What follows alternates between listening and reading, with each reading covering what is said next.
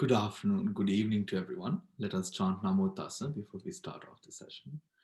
Namo Tassa Bhagavato Arahato Samha Sambuddhassa. Namo Tassa Bhagavato Arahato Samha Sambuddhassa. Namo Tassa Bhagavato Arahato Samha Sambuddhassa. All right. So today we have two options for the class. One is we could repeat the class that we did last week because there was a lot of people who sort of found it difficult, and also my mistake of not recording the class. We can do that. Or if you have now been able to read your books and understand it more clearly, then we could also move on to the next sort of what we have or what we would do usually, right? Which is, continue from the next class. What do you want to do? You can unmute your mics and all. Okay, so everyone who wants to continue, if you would use your emojis, one of the emojis to signal to me, maybe the clap emoji, or raise your hand or something,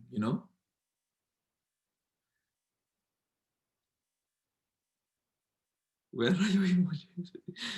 Okay, so I'm presuming a lot of you then. Can I have just with the people who have cameras who wants to repeat then? Oh, come on. Okay. Okay, everyone. All right. Okay, then we will repeat. Okay, so if someone would kindly remind me where we were earlier we were on page 131. We started at guide to number 13. That was the previous one. 131. 131. I think we start page 144 today. Sorry? Page 144? Yes, we were to start 144. No, so now we are repeating. If we are repeating, it's guide 18 on 140. 140. It was 140, yes. All right, here we go.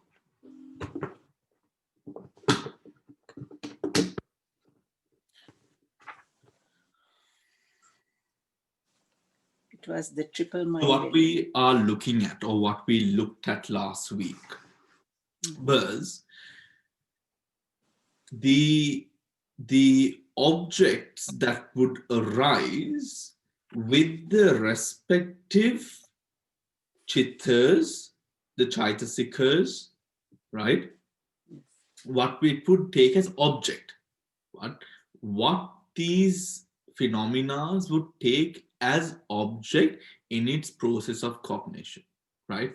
Now, this is important to know because then we understand the grasp of these chittas, right? The grasp of these chittas. What are these chittas able, and what is the potential of these chittas when it comes to what it can take from the outside world or as object, right? As object. So then we will start off with, shall we start? We will start off with Until the object starts, page number 135. Yes, I think we should start from earlier. Yes, 135. Okay. We will start from 135. I will read. Samantha, your hand is up. Is it for the vote? Okay. All right. I will read 100, page number 135, Compendium of Objects, Alambana Sangaha. In the Compendium of Object, there are 6 kinds of objects, namely visible form object, sound object, smell object, taste object, tangible object, mental object. 6 types of objects. Therein, visible form itself is visible form object. Understood? Visible form itself is visible form object. Likewise, sound, etc. are sound object, etc. But mental object is 6-fold. Now get that image into your mind, right? There are all of these 5 sense door objects, but the mental door can be further classified, right? How? Is 6-fold, classified into 6. Sensitivity matter, subtle matter, consciousness, mental factors, nibbana, and concepts. All right. Now we are going to see what they are. Analysis of the objects. Every consciousness, along with its associated mental factors, necessarily takes an object, right? For consciousness itself essentially consists in the activity of cognizing the object, right? I mean, its main purpose of existence is to cognize an object, right? For cognizing an object. In Pali, 2 principal words are used to denote an object. One is arammana, derived from the meaning to delighting, right? To delighting. The other is alambana, derived from the altogether different meaning to hang on to, right? So, you know, arammana, to delight in, it gives us, just imagine a cat, right? Sort of delighting playing around with a ball or whatnot. You know, it is to rapture and re-rapture almost, if you understand what I mean. Whereas alambana is to sort of like catch hold of or something of that sort, right? Whereas alambana is a sort of a process where there is a rapture again and again towards the object. All right? Alambana, arammana, and alambana, right? To delight in, and the other one is to hang on to. Thus, the object is that which consciousness and its concomitants delight in, or that which they hang on to. In this section, the author will first specify the kinds of object. Then he will determine which kinds of object occur through each of the 6 doors, as well as to the door freed consciousness. Finally, he will determine the range of objects taken by each type of consciousness. Right? Let's go ahead. 6 kinds of object. In Abhidhamma, 6 kinds of objects are recognized, corresponding to the 6 senses, right? There are 6 objects corresponding to the 6 senses, right? Now, please, for those of you who think, okay, weren't there only 5 senses? This is also talking with the mental, right? That's how we have 6, right? The first 5 are all included in the category of materiality. 4 of these, visible form, sound, smell, and taste, are considered to be kinds of derived matter. Upada rupa, right? Upada rupa, derived matter. That is, secondary material phenomena dependent on the primary elements of matter, right? Depending on the primary elements of matter. Do you understand that point? Yes. Right? Which is to say, now let's look at that. 4 of these. 4 of what? Now, visible form, sound, smell, and taste. Right? What is missing here?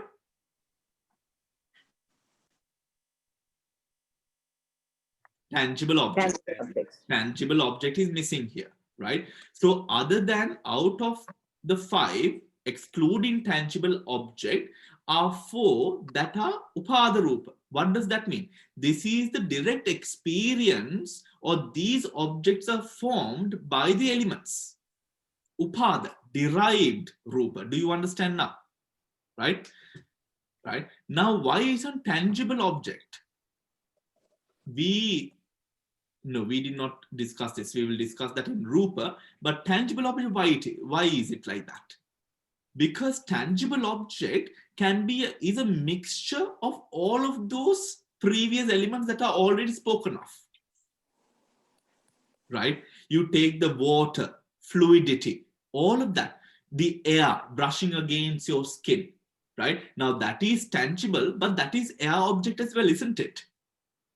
If we take Patavi, the hardness, right? Now this is tangible, but this is the Patavi as well. Do you get it? Yes? Good.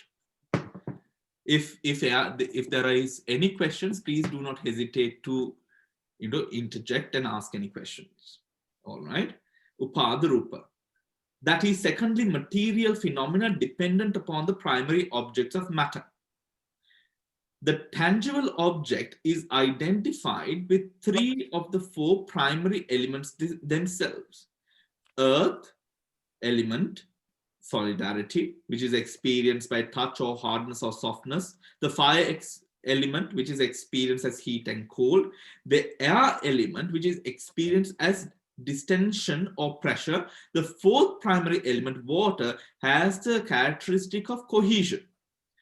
And this, according to Abhidhamma, cannot be experienced as datum of touch, but can only be cognized through the mind. Right? But can only be cognized as the mind. Do you understand that? Right? Anyone who doesn't? All right. As the mind. Mental object is 6-fold. Each of the first 5 objects can be cognized in any of these ways. Each of the first 5 objects can be cognized in any of these ways. Though through its own respective sense-door process, through its mind-door process, and by a process-freed consciousness, a process-free chitta occurring in the roles of rebirth, linking, bhavanga, and death. Mental objects, the objects of the 6th class, cannot be cognized at all through a sense-door process. A mental object cannot be cognized by a sense-door process, right? Cannot be cognized by a sense-door process. But there are ways that it can happen the other way around, right? For example, imagining something. Do you understand? Imagining something. Now it is said when a vaccination, now good time to speak about vaccinations, right? When a vaccination is produced, usually a vaccination, when it is administered, the scientists would also create a vaccination which is a placebo. The placebo vaccination is then administered to the same amount of patients to see whether it would work or not. It is a part of the testing process. The very interesting point of this experiment is that scientists discover that the placebo also works as efficiently as the original vaccination works. Then this is not to say, now they know that the placebo cannot work, right? But what it then concludes is that the mind is stronger than the vaccination itself. People believing that they have now been vaccinated and because of this they are going to heal, do heal, right? It is something of that sort. That is why I guess when people fight with illnesses such as cancer, right? The mind, maintaining the strength of the mind and having that fighting attitude is very important in the healing process, right? Coming back to the lesson. Mental objects, the objects of the sixth class, cannot be cognized at all through a sense door process. They can be cognized only by the chittas of a mind door process or by the process-free chittas that occur independent of the six doors, right? Independent of the six doors. The process-free that occur independent of the six doors. Six kinds of object fall into the category of the mental object, Dhamma Rammana, right? Now, sensitive matter, remember we told the sixfold, now we are going into that. Sensitive matter, Pasada Rupa, sensory receptive substance in the five sense organs. We have spoken about in the eye, it is the retina, right? It is the sensitive matter which takes in or enables the eye or the nose or the tongue or the ears or the body to function as a receptacle or a receiver of objects, right? It is fivefold: eye sensitivity, ear sensitivity, etc. Subtle matter, Sukuma Rupa, includes 16 species of material phenomena enumerated in, if we will come to that, right? Now, among them, the water element. Among them is the water element. Sukuma Rupa, among them is the water element. Chitta is also type of mental object. Though Chitta experience object, Chitta in turn can become an object. Chittanupassana, right? Chitta can become an object. Though Chitta experiences objects, Chitta in turn can become an object. It should be noted that a Chitta in its immediacy cannot become its own object, right? The Chitta cannot become its own object in its immediacy. It should be noted that a Chitta in its immediacy cannot become its own object, for the cognizer cannot cognize itself. But a Chitta in an individual mental continuum can experience earlier Chittas, right? This is then talking about past objects, right? In that same continuum, as well as the Chittas of other beings, the Chit as well as, okay, experience early Chittas in the same continuum as well as Chittas of other beings. What does that mean? Anyone knows?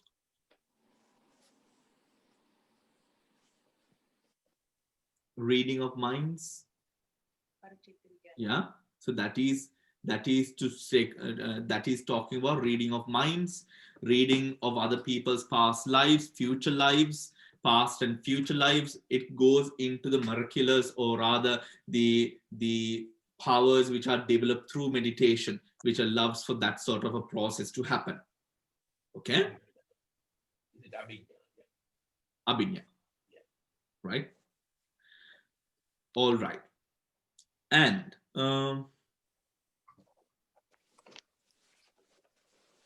okay. The 52 Chaitasikas can also become objects of the mind process. As for example, when one becomes aware of one's feelings, volitions, and emotions. Nibbana becomes the object of chittas occurring in the mental processes of noble individuals, both trainees and arahants. Concepts. The class of conventional realities, now this is important, the class of conventional realities, things which do not exist in the ultimate sense, also fall into the category of the mental object, right? Also fall into the category of the mental object. Now, if we go a bit deeper, now it is, you could connect ditti with this, right? Because our views are based on concepts that we create, isn't it? Right? And dependent upon how much we believe or how much of narcissistic holding we have, we tend to not let go of what we think is true or false, regardless of its actuality, regardless of its reality. Right? That is understood. Yeah? Okay. Moving on. For all types of Ido, this is page number 137. For all types of Ido consciousnesses, visible form alone is the object. For all types of Ido consciousnesses, visible form alone is the object. It can have no other object. And that pertains only to the present. Right? That pertains only to the present. Likewise, sounds, etc., are the object of the Yerdo consciousness, etc., and those pertain only to the present. So these sensory bases can only cognize present objects, right? Can only cognize present objects. But the object of the Mindo consciousness is of 6 kinds. And that object may be present, past, and future, or independent of time according to circumstance, right? Or independent of time according to circumstance, right? Further, in the case of the door-freed consciousness, in the case of the door-freed consciousnesses, that is rebirth linking, life continuum, and death consciousnesses, the object is 6-fold. And according to the situation, that object has usually been apprehended in one of the 6 doors in the immediately preceding existence. We've spoken about this, right? We've spoken about this, but if you have any question, please ask. Preceding existence. Apprehended in one of the 6 doors. Apprehended in one of the 6 doors in the immediately preceding existence as either a present or past object or as a concept. It is known as kamma, as a sign of kamma and a sign of destiny, right? As a sign of destiny. Kamma, kamma nimitta, and gati nimitta. I hope you do remember what we spoke about kamma, kamma nimitta, and gati nimitta, right? For all types of Ido consciousnesses, in an Ido cognitive process, all of the chittas pertaining to that process take the visible form as their object. The visible form is not the object solely of I consciousness. The visible object is not the object solely of the I consciousness. Understood? Right? The visible object is not the object solely of the I consciousness. The 5-door adverting consciousness, the receiving, investigating, and determining consciousnesses, and javanas, and the registering consciousness also occur in the same visible form as their object. Right? In the same visible form as their object. Further, these chittas occurring in an Ido process take visible form alone, right? Only visible form as object. Within that process, they cannot cognize any other kind of object. Do we understand? Pushpa, you're looking a little bit lost. Are you okay? Okay. Okay. And that pertains only to the present. The word present is used here in the sense of momentary present. Kanika pachupanna. Kanika is moment, pachupanna, pacha is dependent, uppanna, dependent it arises, right? So momentary present. That is in reference to what has actually been in the present moment of experience. Right? What has been in the present moment of experience. So here, when we think about it, please go back to your meditation, right? Think about the live image or the live practice that you have cognizing an element of that time. Whether it be a Vedana, whether it be a chitta, right? Whether it is an emotion, aggression, lust, whatever it is, go back to that time, right? Experiencing the object should be in a way that you are aware of the object as it arises. This, sometimes we are fooled in a certain way, right? Not because we are hoping for something else, but maybe even we are, but we see objects in the past. Now, as they have arisen, we see objects in the past and we hold on to a past object. That is not what should be done. Do you understand? Right? Because an object can, because when you take, now, how can I say? This is a balance of when you are aware, when you are practicing awareness,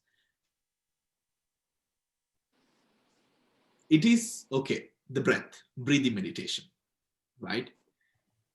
You are breathing. It is a process that goes on. It is a process that keeps you alive, right? Breathing happens all the time. We are now asked to be aware of the breath. What happens? The breath is there, but the moment that we, for a beginner, the moment that we are aware of the breath, we tend to control the breath. Why? Because the awareness becomes more important than anything else, right? But as you gradually progress in the path, progress in your practice, what happens is you find a subtle balance where the breath is happening and you are aware and you're not controlling it, yet you can be aware of the breath, right? Now that is what we're speaking about here, right? When you are looking at the breath as a past object, you start controlling the breath, right? Or you start, or it is not a present moment awareness that you're having. What we should be aiming for is as it arises, where you find that balance where both of these things can exist in the same parallel, right? Where you can be aware of it as it is going on. But here, for that to happen, of course, the mind should be comfortable in taking a back seat. Meaning the mind should be comfortable in letting things just unravel itself in front of it. If you understand what I mean. Okay? All right. Bhante, Yeah. Bhante, I'm sorry to break you. When you say Kanika Pachu Panna, Kanika is momentary, Pachu you said is dependent. What is Panna? Pachaya Uppan. Uppan is arising. Arising. Okay? All right. And that pertains only to the present. The word present here, we did that.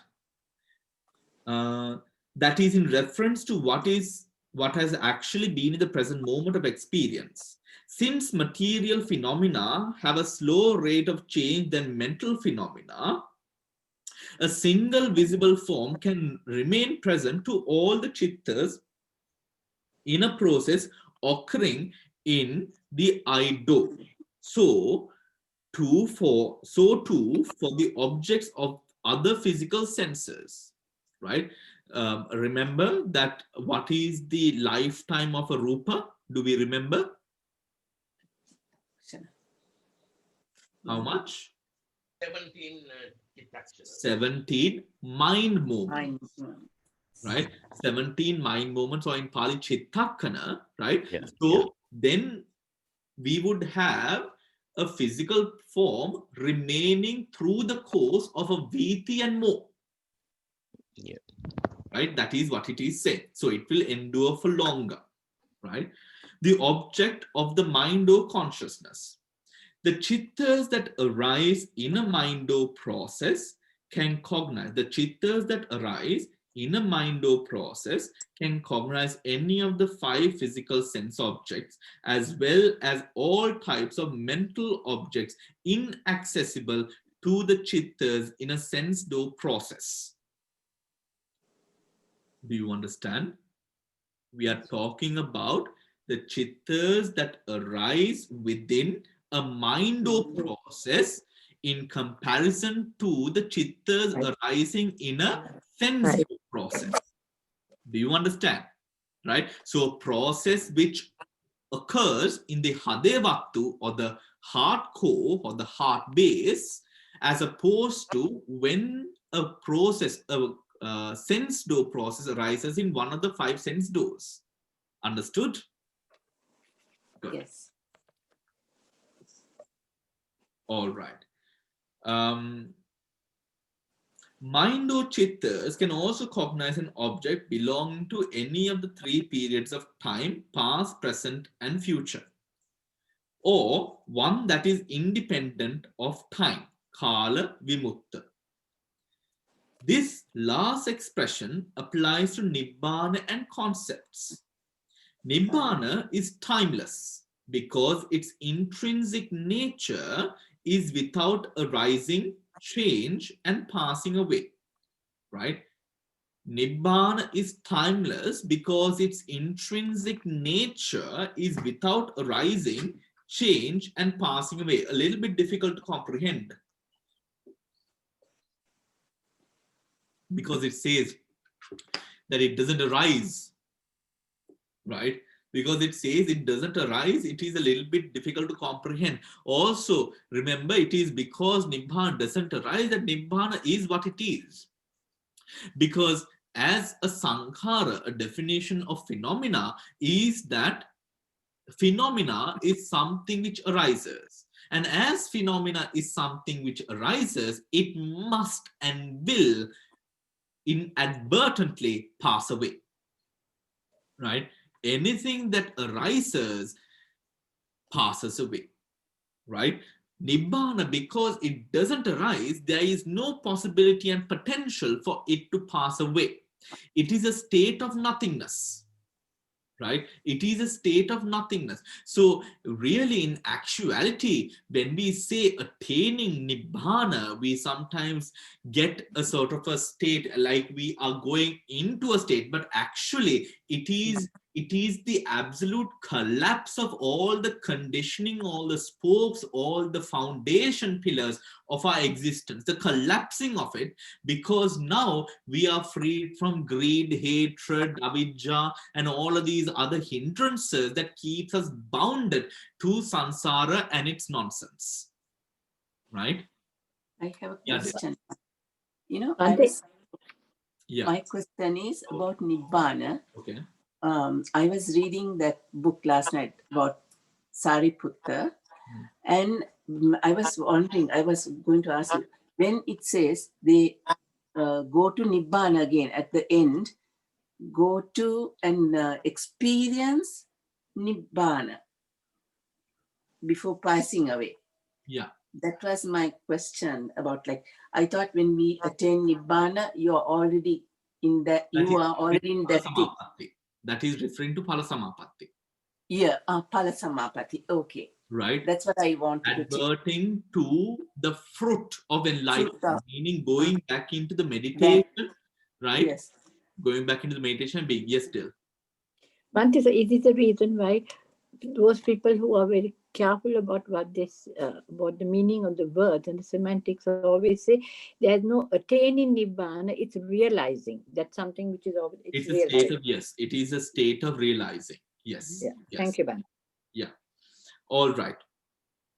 This last expression applies to Nibbana and concept. Nibbana is timeless because its intrinsic nature is without arising, change, and passing away. Concepts are timeless because they are devoid of an intrinsic nature. That is actually a very important point. All the concepts that we have is devoid of interest. It is whatever we name it to be. Right? Today you like a person, you like him. Tomorrow you don't like the person, you don't like him anymore. Whatever it is that you want it to be, it is. Right? It is. Now, according to circumstances, the Vibhavini Tika explains, according to whether the chittas are sense sphere javanas, direct knowledge javanas, the remaining sublime javanas, etc., for the sense sphere javanas, except the smile producing consciousness take objects of the three types and timeless objects. Take objects of the three times and timeless objects, meaning Nibbana and concepts as well. Right? Nibbana and concepts as well. So this is to say that the Vibhavini Tika explains, according to whether the chittas are sense sphere jhavanas, direct knowledge, remaining sublime jhavanas, right? For the sense sphere jhavanas, except the smile producing, all take objects that are either past, present, or future. That means it can operate within a mind door process or a sense door process, and also take objects of nibbana and concepts. Understood? Yes. Everyone? Anyone who didn't? Padma, you didn't understand? Padma, you had to unmute yourself if you're speaking. Can you please explain it again, because you spoke, it went quite fast, so I couldn't All really. right, I will. The Yeah. Vibhavani Tika explains, according to whether the chittas are sense sphere jhavanas. Right now, jhavanas we have not discussed in detail, right? The jhavanas are impulsion, it is a part of the process of the mind process, right? Sense sphere jhavanas, direct knowledge jhavanas. Now, this is to do with the enlightening process of direct knowledge jhavanas, right? The remaining sublime jhavanas, right, which is to do with the jhanas, etc. Jhavanas, etc.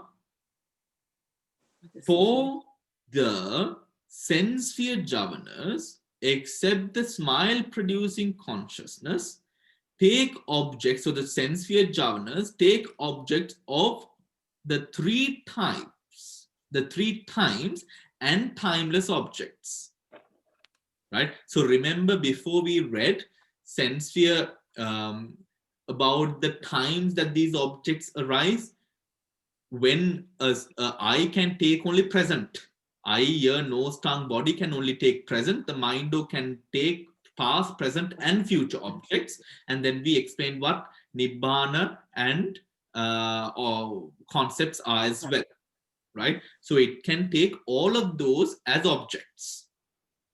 That is what it is saying, right? Bhante, here the word three times means actually present, past, and future. Yeah. Yes. Okay, yeah. Yeah. Present, Yeah, past, and future. that was the difficult thing we had to understand. That's okay. Yeah. Yes. Take objects of the three times and timeless objects. Yeah. The smile producing consciousness takes only, the smile producing consciousness only takes only objects of the three times, not the rest, right? Not the rest, only the objects of the three times. Can you imagine why though? Present moment awareness, the lack of ignorance in an enlightened being, right? It can be all of those reasons, right? Okay. The direct knowledge chittas or abhinyana, see right paragraph 18, take objects of the three times as well as the timeless again. The sublime jhavanas take timeless objects, right? Concepts, except for the second, fourth immaterial jhanas, right? Which take past chittas as objects. The supramundane jhavanas take timeless object nibbana as object. Right? Shall we go through that again? Yes, please. Yeah? Okay. Bhante, the sublime jhavanas here is the immaterial and the fine material, correct? Yeah.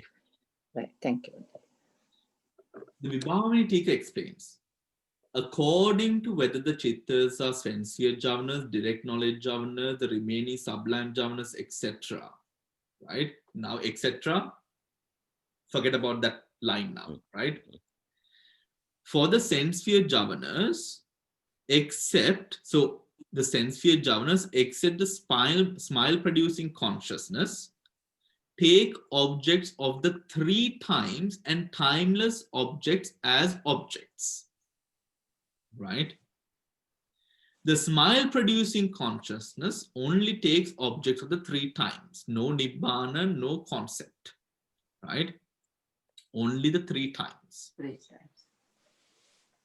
What that means is, if I am to explain, if an enlightened being smiles, he would only smile pertaining to something that he remembered, something which is happening, or something which is going to happen.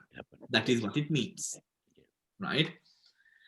The direct knowledge chittas, right? The direct knowledge chittas or the abhinyanas, right? Take objects of the three times as well as the timeless, nibbana and concept as well. So abhinyana or the direct knowledge chittas, those javanas can take past, present, future and timeless as objects. The sublime javanas take timeless objects, except for the second and fourth immaterial jhanas, because they take past chittas as objects, right? Because they take past chittas as object, because their jhanas are those that are based on whatever that they had in the past. So does that mean it's the first and the third, Bhante? So Sorry? so does that mean the second and the fourth are taking the past chittas, which is the first and the Nimitta, no? third? It's taking the nimitta because it Of the is first and third. yeah. Yeah, You know, okay. it is taking the nimitta, no? Yeah. It is taking the experience, and based on that experience, they're developing it, right? It is not something that they have. So it is a concept in its entirety, right? Okay. Which takes past chittas as objects. The supramundane javanas, right, take a timeless object, that is nibbana, right? That is nibbana. The abhinyanas, the direct knowledges took the three times. The sublime jhanas take the timeless object, which is they take the concept, right? Because you know these jhanas, they are not thinking about nibbana here, huh? So it is only concept that they are taking, because their whole thing is a concept, right? Their whole thing is a concept. So you can believe, now you can, this also gives us another strong message again. Look here, based on a concept, we are able to develop our minds to such an extent of subtlety, right? Wholly based on a concept, right? Even whatever it is that you have in your life, whatever ways that you sort of look down on yourself, or you have lack of confidence or anything like that, it is only all dependent upon how willing you are to believe whatever it is that you're telling yourself, right? That is why self-respect is very, very important. Self-respect is very important. The moment that you lose the respect for yourself, you will not listen to yourself. That is when you meditate, your mind calling you a hypocrite and telling that you don't deserve to meditate and you can't meditate at 1 hour, and all of these sort of internal drama comes up when we have some sort of lack of respect, right? That is why it is to then promote that respect, to allow such a sort of a respect to develop. That is why we have the sila, the morality, right? Which paves way and base for the mind to have that sort of calm, right? A mind which can sort of take an object with clarity. That is not because of anything else. That is because when you are a good person to yourself and to people around you, you are a person who respects yourself, right? Yes. That is the important part. All right, that's the important thing that, so, there's a lot of messages, isn't it, in these sort of small sentences. Yeah. All right, moving on. In the case of the door-freed, now about the door-freed consciousness, etc. The door-freed consciousness is the chitta that performs in any single life the three functions of rebirth, linking, bhavanga, and death. It performs, the door-freed consciousness is the chitta that performs in any single life the three types of rebirth, linking, bhavanga, and death. Understood? Right? That is the door-freed. Right? That is the door-freed. It is of 19 types. As explained early in paragraph 9. The object of this chitta can be of 6 kinds. it can be any of the 5 sense objects, right? You can, your element of death or your vision of death or your object of death can be one that arises to one of the 5 sensory bases, right? The past 5 sense objects, either past or present, or it can be a mental object.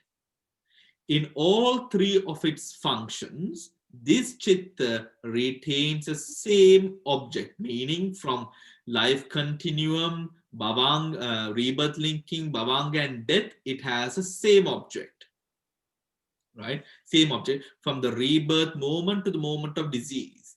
That same object is grasped at the moment of rebirth by the rebirth linking consciousness. During the course of life, it is held to by every bhavanga chitta, and at that moment of death, it is held to by the death consciousness. Clear? Damsiri, I see a small smile.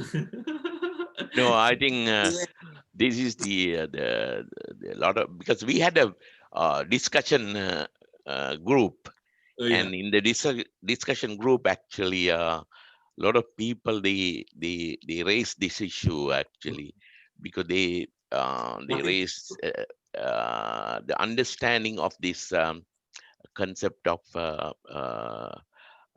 the 3 signs or 3 objects, What or is the what is it that we cannot understand? no, because really we should understand the thought process to a certain extent to understand this. Yeah. Because when we do the thought process, we will reconfirm these. Absolutely. Yeah, So yeah. don't let go of your questions, and I would always tell you your questions are very important, whatever they are, Yeah, because they are your questions. So write them down or whatnot, and make sure and as we progress, maybe you can have another page or something that you write down all these questions and see whether you know the answers to them and tick them off, right? But hold on to it. Don't come into any sort of conclusions. Come into conclusions after we finish the Bodhi chapter, right? With regard Can to, I ask a question, please? yes, Noeline, yes, of course. The previous chapter is very complicated. You know that there are 55 javanas, and out of that 29 are sensual javanas, like all the wholesome and the smile producing and the beautiful 16, right? Those are the 29 out of the 55. And what are these direct knowledge javanas? Can you give a breakdown of that? Abhinyana. Abhidhamma. What are they? I mean, like that, can you break it down to? So what are the Abhinyana javanas? There are 5 kinds: the mundane, direct, the supernormal powers, the divine ear, the knowledge of others' minds, the recollection of past lives, and the divine eye. So Oh, those ones, are they? Yes. yeah, The superpowers, they call it. The wholesome direct knowledge consciousness is called direct knowledge or abhinyana. Page 142. Okay. right, all right. So Okay, thanks, Bhante. yeah, And thanks, Dil. the object of the chitta can be of 6 kinds. It can be any of the 5 sense object, either past or present, or it can be a mental object. In all of these functions, the chitta retains the same object from the rebirth from moment to the moment of disease. That same object is grasped at the moment of rebirth by the relinking consciousness. During the course of life, it is held to by every bhavanga chitta. Remember, when we, in the process of rebirth and death, the only death that we recognize is the death of the body, not the mind, right? This is a very important point to keep in mind when we try to understand the sort of the process of these process-freed consciousnesses, right? Because we imagine that the death of the body has some sort of thing here. It doesn't really, right? We continue. Just like, for example, if I am to ask you, what did you have for dinner last night? Right? You will now think about it and remember, there is nothing, you might not even have the dinner in your system anymore. Right? Yet, now it will also not come into your mind directly, but if you think about it, it will take it as an object. You will remember it. How does yesterday, all the chittas, where all the chittas, the chaitasikas, the rupas have all passed away, but what is, or how is it that you still remember what you had for dinner yesterday? It is an essence of mind, memory. Memory is maintained through the continuous flow of energy, right? That exists, that arises and passes away. Actually, no, that is wrong. Energy changes and shifts, right? Energy changes and shifts. And in this shift and change of energy, there are ways that are beyond what the Abhidhamma speaks of, which has a sort of a way or link between each and every sort of experience that we have gone through in our life. This is somewhat similar to the physical genetics, right, of our ancestral lineage that we would speak about, right, where we would be able to test our blood and then sort of know where exactly we come from. Similarly, our mind also has a blueprint of that sort because of the energies that we sort of exhume and have, right? We'll speak about these things later in the Bhante chapter, right? In the Bhante chapter. Now, can I ask a question, please, Bhante? Yes, Lakshman. Now, in that paragraph you just read, it says the chittas retains the same object from the rebirth moment to the moment of disease. So what does that mean? I mean, from the time you are born to the time you are dying, you keep the same object. Is that right? Or? Yes. So what is that object? So the Bhavanga from now, my Bhavanga, current Bhavanga, was determined by my past birth. And that Bhavanga remains the object of the Bhavanga up until the last moment that I die. At that process, a new chitta is taken as object for the death consciousness, which will proceed to the next birth. This Bhavanga will then change at the moment of death. So does it mean that the Pratisandha chitta at the moment of birth, that has influence in the rest of your life? I mean, whether you're going to be a good person or bad person. Yes. Is that right? This Bhavanga process is a very subtle, it is a very subtle thing. Remember, the Bhavanga essence is now for me, because I have, my faculties are all proper, my mind is proper, body is proper, and all of these things, not proper, that is the wrong word to use, but I have all the faculties necessary by a human male, right? Because of that reason, it would then mean that I am born by a Trihetuka Chitta, or a Chitta with the three roots within them: non-greed, non-hatred, non-delusion. Right? That is the foundation. That is the foundation and essence of the Bhavanga. The Bhavanga is not like a Kusala Chitta.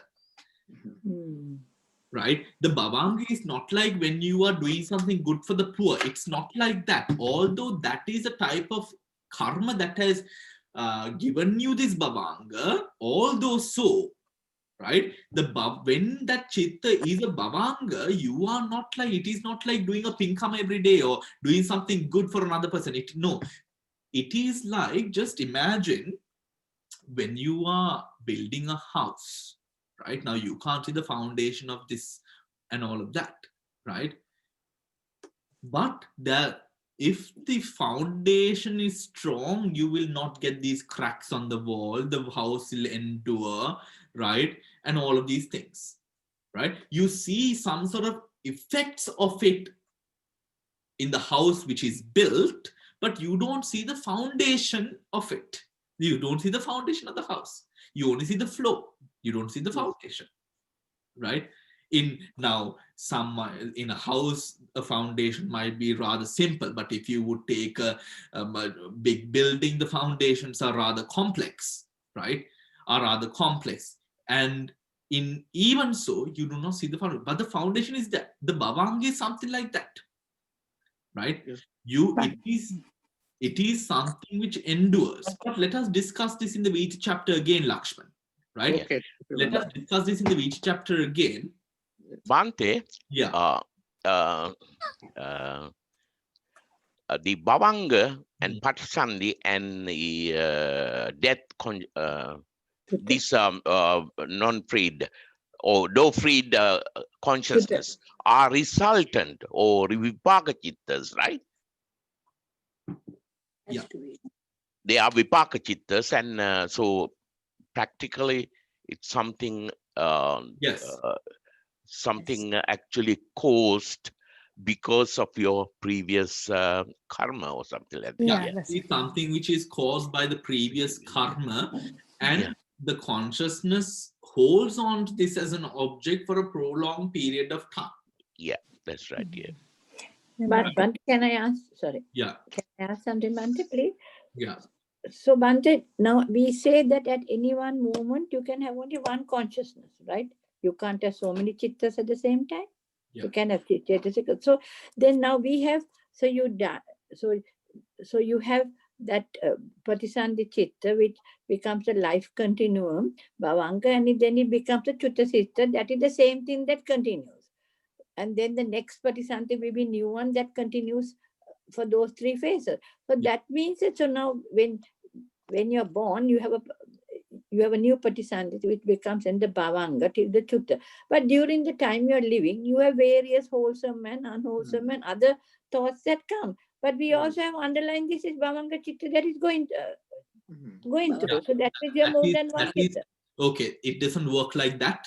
Please remember, it is like what I said, like memory, that it is a part. You know, now when you're drinking a juice, right, it might be orange juice, but that orange juice has so many other components. Okay. Right? It has so many other components, but you only, the taste that you get is the orange. Right? But it has so many different components. Similarly, the present moment, the chitta only arises in the present moment, and when it is bhavanga and all of these things, remember that these are all like somewhat like the genes in our body, or the molecules and not molecules, red blood cells and the white blood cells of the body. You know, it is like that. It is not one whole process which is going side by side. No. Right? It is not like that. We will discuss this. We will discuss this when the time comes. Samantha, Bhante is a dying person aware he or she is dying. Is that still your question? Yeah, I was just wondering, do they know, do they get a hint that they're dying, or are they? Yes. I mean, do they get a hint? I mean, we're on your deathbed. Maybe the doctor. The doctor. Hey, get ready, you're dying.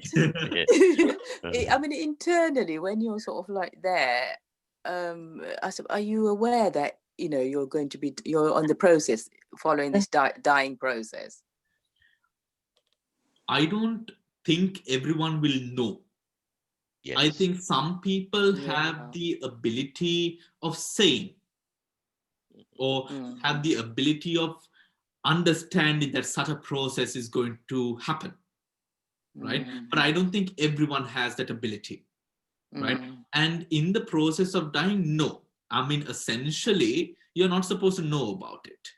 It just happens, right? But the fear of dying is something which exacerbates that whole experience, to where people sort of cry and shout and howl and all of these things. The fear of the unknown, right? The fear. I mean, even in this class, I mean, have you realized that whenever we talk about dying, rebirth, linking, you guys are very, very interested. That's because we are all old. Yes, Bhante, we are very old now. So he have that fear. Bhante, you will not be interested. Age doesn't have a lot to do. Even I can be dead, huh? No, at your age, But- we were not scared, Bhante. Now, But at your age, we never even spoke of that. Don't, none No of you more to worry read about about dying. him. Only the good die young. Okay? So none of you worry We are about bad. We are bad and we are still living. Bhante, I feel if you are doing good things and if you don't envy other people, I mean, if you're having a good life, I think you don't have to be frightened when talking about death. That's how I feel. have to disagree. I have to disagree, Devika, because at the end of the day, we have to be very clear on one thing. The point where dying, letting go becomes very difficult is when we are of our egos are rampant. Right now, that is where I've spoken about this, about the administration of psychedelic drugs to people, to terminally ill patients, to help them in the process of death, right? The process of dying.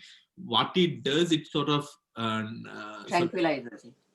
tranquilizers, or rather the processors of ego are rather more controlled in a way that they now embrace death in a more wholesome manner. Right now, it is a person could be doing all the charity in the world, be helping so many people, and we know about this, right? But be of such high egos. One who's without ego. This is not about whether you have done good or not.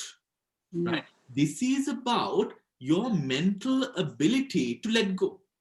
And that ability to let go only comes through you subduing your ego. Yes, so meditation helps that. The meditation is all about that. Yes. Right? The meditation is all about that. Yes. This is something that one must recognize and know. Right? Because Devika, a lot of people say the thing that you just said. Right? Okay, I live a good life, there's nothing to fear. No, but I didn't mean it that way. I'm saying, like, actually, all my life, I don't envy people, and I do good things, of course. And then I have been into meditation. When the more I do, I feel that you can let go, You always think about. That's good. And of course, we are speaking, I would say, with whatever which is wholesome in our lives, there must be an aspect of meditation. Yes. Because sometimes, coming from cultured religious backgrounds, all of us, we know how we hide behind the face of religion to cover ourselves from the reality of our own lives. Yeah. Right? We know how this happens so often. Right? So often. Now, when I was living in Burma, one of my main devotees was a lady who was a big official of the military. And at the time, she had retired, her and her husband, with the large amount of wealth that they had obviously illegally obtained, was doing meritorious actions and deeds all around the country. Right? Now, but the thing is, at the end of the day, what one must recognize and realize is it's all down to where your ego is. Because it is that ego, it's not to say, okay, it's not at the level, we are not talking about it in terms of say or look at another person and say, okay, she has an ego or he has an ego. No, it is not that we are talking about. We are talking about the mind's ability to let go. And that letting go is only possible when we have subdued that ego. Bhante, can I just say, for example, what you're saying, I understand it like this. Say you're sleeping, and say somebody puts a pillow accidentally or try to suffocate you. You struggle for air, right? So it's unconsciously, you may have done all the good things, because I think that life essence and the breath becomes Unless you have practiced like what you says to let go. It's not the good and the bad. If you look at a person who is drowning, or if you have witnessed as doctors, we see people who are dying, how they gasp when they are conscious, right? And they struggle and they are Very in pain. unfortunate. So that's why I understand why. Because those days I thought when you have terminal cancers and you're in so much of pain, doctors always set up a drip and they give morphine because you don't want people to be in pain. But now I understand the Buddhist thinking behind that, because the thing is that when you're in pain and then you are disturbed, you might have done all the good things in the world, but pain is a reality. When you can't breathe and when you can't have oxygen, the life force is such an important thing. You struggle, Bhante. So if you are saying like when you administer a drug, so like if you're unconscious and you die, or if you've had a stroke, and in those things, when you're not aware that there's no oxygen coming in because you're drowning or somebody's suffocating, you're throttling your neck, or you're in such degree of pain that is unbearable because you've got secondaries in your bone cancers, you can't, nobody can touch you. So then when you give this pain, you alleviate that, all that suffering, isn't it? And then your mind is separate. Yeah. So I can understand. It's not whether you've done good or whether you've not done good or anything. That's totally different to what you're saying now. So thank you for that explanation, Bhante, because it becomes very now, different. For example, if we are to take an example that maybe we could all relate to, is possibly the death of or the last days of Venerable Nauni Abhidhamma. Which was very sad actually, because he was very, very unhealthy. He was treated as a god. He was literally like a god within the Sangha of Sri Lanka, right? He had no physical exercise because everything was, there for him, everything. But he died, and as he was dying, he was under all of these morphine drips and, all of these things because of all the failures of his body, right? So a man, a monk who spent very good years living in the forest and all of that, had to endure such a lot of suffering actually at the end because of all of his illnesses. Is very similar now when Dill says, of course, if you are smothered, right? Whatever that you have done, when you're not going to be like, oh, smother me. Exactly. You struggle and struggle, Bhante. Right? Struggling is your involuntary action. Exactly. It's a process of the amygdala to survive. Yes. Drowning is the same. Drowning is the same. And when you go to cardiac failure and respiratory failure and the fluid blocks the lung, you must see how this COVID death is so sad to watch them die. So that is where now when these... Okay, hold on. Now, this is where, now if you're smothered or whatever, all of those examples, and those things can also be taken as a bit of karma, because although now you might have lived your whole entire life, right? Your whole entire life doing good, being a good person and doing all of that. But in that moment, the struggling is a part of the dosa. It is a hate because you're fighting against being smothered. That you can't do with a kusala mind, you can do with a dosa mind.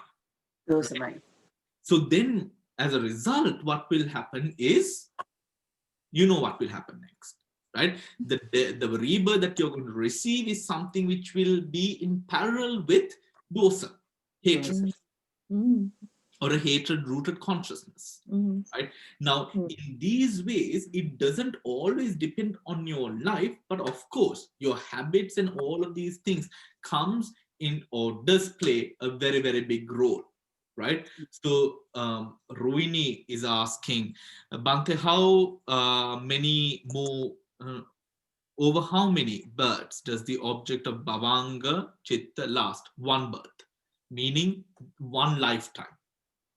Right, one lifetime, and then it changes, and then the Bhavanga takes another object from the Chuti Chitta or the death consciousness of that last Chitta process, which we are going to discuss. Does it last for the person's whole samsara, and when and how is the object determined?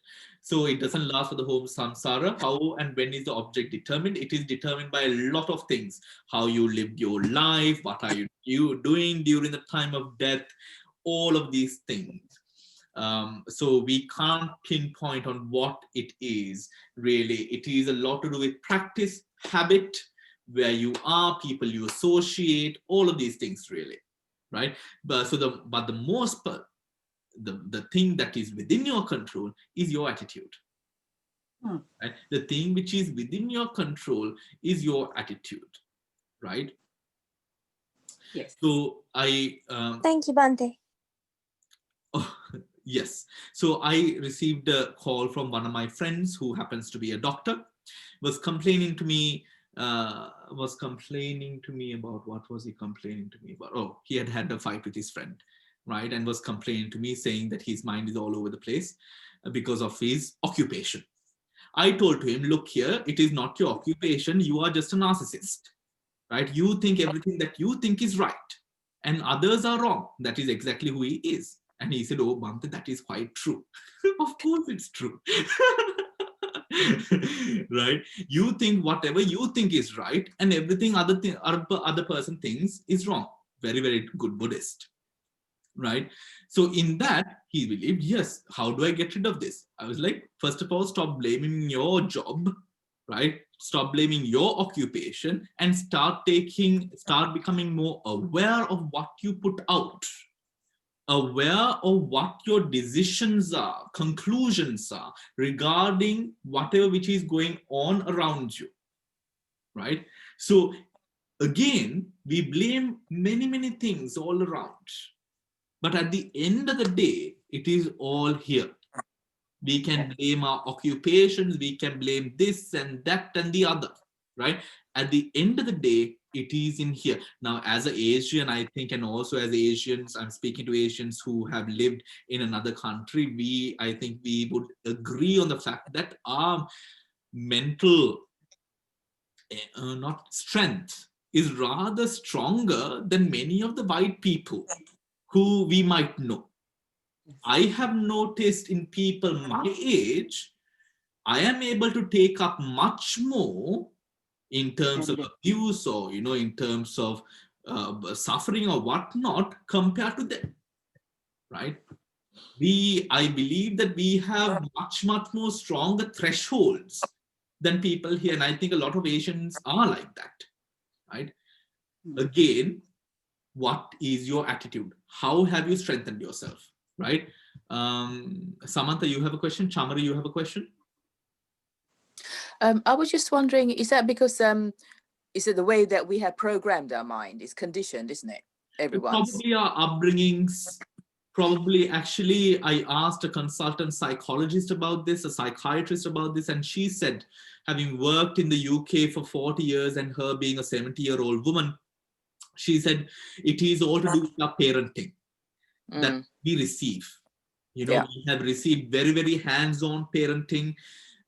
We have had, I mean, it's not a secret. We have been, the way that we have been disciplined when we were younger is somewhat something that makes us stronger. It might be a lot of things. I am not qualified to answer that question, Samantha, but I believe it might be a lot of those things. Just the conditioning, I suppose, isn't it? Everything. What the psychiatrist told me was it is basically because of environment, the upbringing, the hands-on parenting, the love, right? We receive.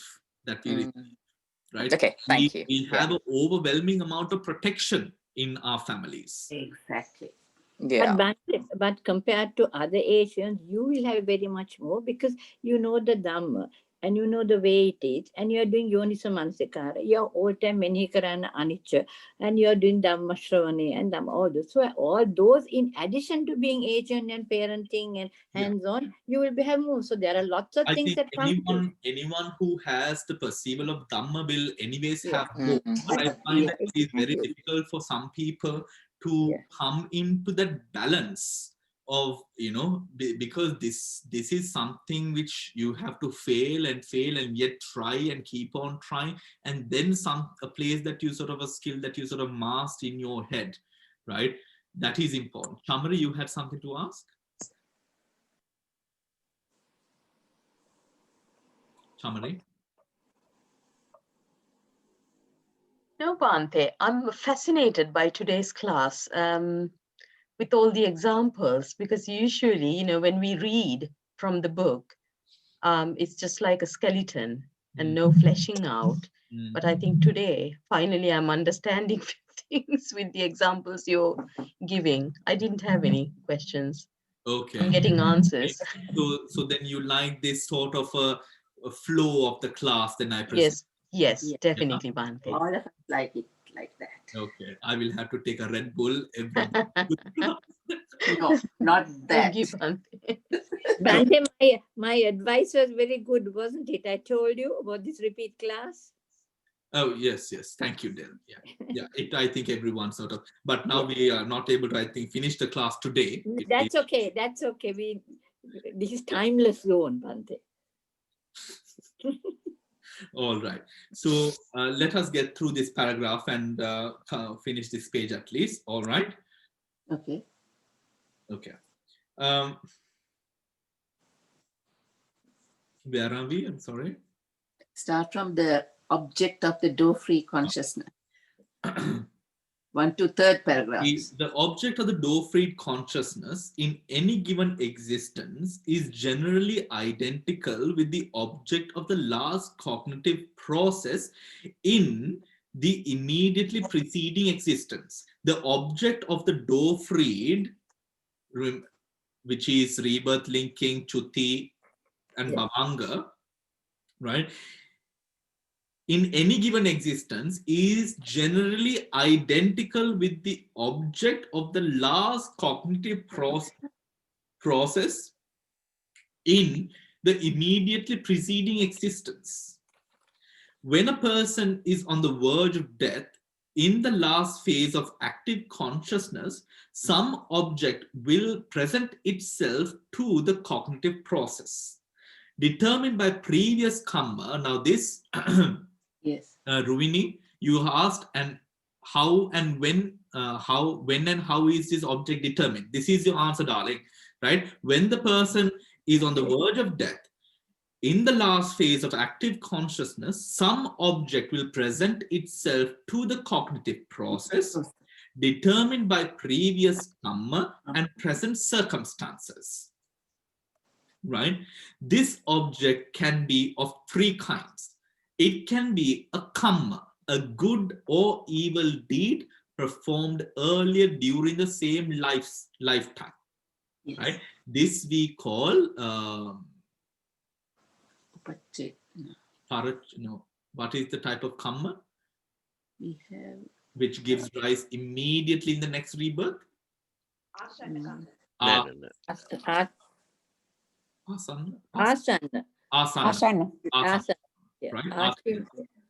Asana, Achinna Garuka. No, those are different. Yeah, but Asana is the immediate one. Yeah. So it is then that karma which gives rise to the immediately next rebirth, right? Immediately next rebirth. It can be a sign of karma, karma nimitta. That is an object or image associated with a good or evil deed that is about to determine rebirth, or an instrument used to perform it.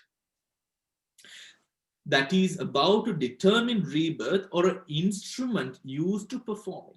For example, a devout person may see the image of a monk or temple. A physician may see the image of patients. A butcher may hear groans of slaughtered cattle, or see an image of a butcher knife. Right? See an image of the butcher's knife. Now, Venerable Abhidhamma Thero's teacher saw chariots and golden sort of beings sort of hovering around the monastery about 4 days or 3 days before his death, right? So by that, he then announced and said, oh, I'm going to die soon. So, these people are here. He was the person who spoke like, Avilla. So, Bhante, that will be an achinna karma then, something that is very strong, which comes in, something you have done constantly. It's just before. Yeah. So this will be an achinna karma. as Yeah, opposed to yeah. Kataka, which is So, just any. so now when it comes to yes, so then we'll move on. It can be a sign of destiny, Gatinimitta, that is a symbol of the realm into which the dying person is about to be reborn. Fire, flowers, smells, fragrances, all of these things, right? Bhante, question. Yes. Make a cable That that is a symbol of the realm into which the dying person is about to be reborn. For example, a person heading for a heavenly rebirth may see celestial mansions. A person heading to an animal rebirth may see forest or fields. A person heading for a rebirth in hell may see infernal fires. Right, Damsiri? So that means, Bhante, when you're almost beginning of your last consciousness, now you have already decided, or now the nature has decided which karma you are going to which resultant you are going to have in your next birth. Can you repeat the question again, Damsiri? Now, when you are almost reaching the last consciousness, last dying consciousness, before you come to the last dying consciousness, you have already decided which karma you are going to select for your object, and then your resultant of your next birth you are going to have. Yeah. So is it the case, or it is so identification, and then patisandhi will be the actual the process through which you actually introduce the resultant karma? Thank you, Damsiri. Now, what happens is, the karma nimitta, gati nimitta determines the next. Okay, yeah. Right? Determines the next. But remember about stories where, was it Venerable Sariputta who did a pinkama, or was it Venerable Ananda? I forget. Who did a pinkama, who did a sort of a puja of flowers and decor, and then to sort of change the mother's dying nimitta, because Yes, she it was Sariputta. It was Sariputta, wasn't it? Yeah, I was reading last night. Yes, yes. It was Sariputta. So, he did a whole sort of puja, because why? She was sort of frustrated that, now she realized, was it Venerable Sariputta? No, Venerable Yes, Swaminathan sir, because when he performed this puja, there were devas who came to attend it. And so the mother thought, why is he being venerated by all these high people? Okay. Because I just read it last night. Thank you. So, it is, so the although now the nimitta changes and people start to speak of certain sort of experience or seeing and all of that, then that is where then people try to sort of do pinkamas and pujas and, do all of these things, right? That is where, so it can be changed. It all depends what is the then. Now, if you let's say you see a forest or something, now after reading this you see a forest or something, now you get frightened, oh my gosh,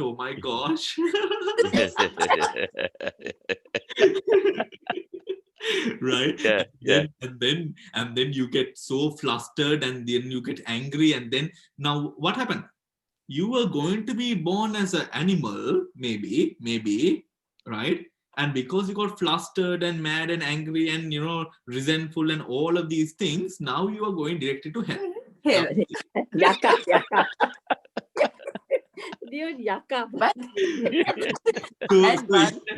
It can happen in that way as well. Okay, yeah. If you continuously think that you do all these good things and you constantly think, oh, I want to be born again. This is what I think. I want to be born again as a human being, where I can practice my Dhamma again and again to a Buddhist family. What do you think? I There's rather want to attachment be a there. Christian family, because then I will have more sort of acceptance of Buddhism, maybe. Yeah. Hopefully the same thing will ring again, you know, because none of the Buddhist families' children seems to be interested in Buddhism anymore. You won't be motivated as you are now, Bhante. But anyways, I mean, jokes aside, Yes. jokes aside, there is now the Yes. Bodhisattva, there is the wishing, or the wishing to be born with wealth and prestige for the serving of Dhamma, through which the accumulation of karma from which one can attain is not taken as greed, by the way, it is taken as wholesome, right? So it is allowed, right? Oh, I see, Do Bhante. you understand? Thank you for that, Bhante. Right? So recognizing, because the Bodhisattva used this because he wanted to, because his goal was to fulfill perfections as much as he could. And how in the world, I mean, how to easily perfect perfections when you don't have wealth and influence, right? Yeah, so because of that, he wished for wealth and all of that, which he received and got in certain existences. Not to say that he wasn't poor or below average in certain other existences, but many of his existences he was wealthy and well off, and in which he was able to then perform and sort of have hordes of people supporting and sort of guiding these people. That is how all of these Sariputta, Moggallana, and the 60 odd Shravakas and all of these Shravakas attained enlightenment under him. Right? And you see these stories coming on in the Jataka Kathas and even the Thera Theri Gathas, where the Theros sort of speak about their past with the Buddha. Right? So this is all very nice and very lovely. Right? So make sure whatever it is that I would say, whatever it is that you want to do with one's life, make it bigger than what you are. Yes. Do you understand? Now, when you say, now let us, honest talk. When we say attainment of Nibbana, there is still, because we still don't understand it, there is still this sort of doubt. Do I actually want to? I mean, what is this? Do you know what I mean? Right? It is like, for example, it is like, you telling, oh, I want to go to see, you've just heard the name of the place, let's say some place near the Antarctic, right? You've never heard of the place, right? So, you've never seen a picture, but people have said it's okay, it's good, right? It's a nice place to go, right? You've never sort of seen pictures of it as well. So now you want to go, but do you really want to go? Because you've not been motivated as yet. You've not seen it as well. You have no idea of what it feels like or would be like in there as well, right? So the Buddha, as a Bodhisattva, you would see his determinations were bigger than himself. Right? But bigger than himself, how? It was to do with the enlightening of the world, helping the masses to achieve enlightenment. It was something which was bigger than his life, which he was aiming for, which gave much more depth to whatever it is that he was then wishing for. Right? To whatever it is that he was then wishing for. That is something worth comprehending. So remember, to remember, even remember,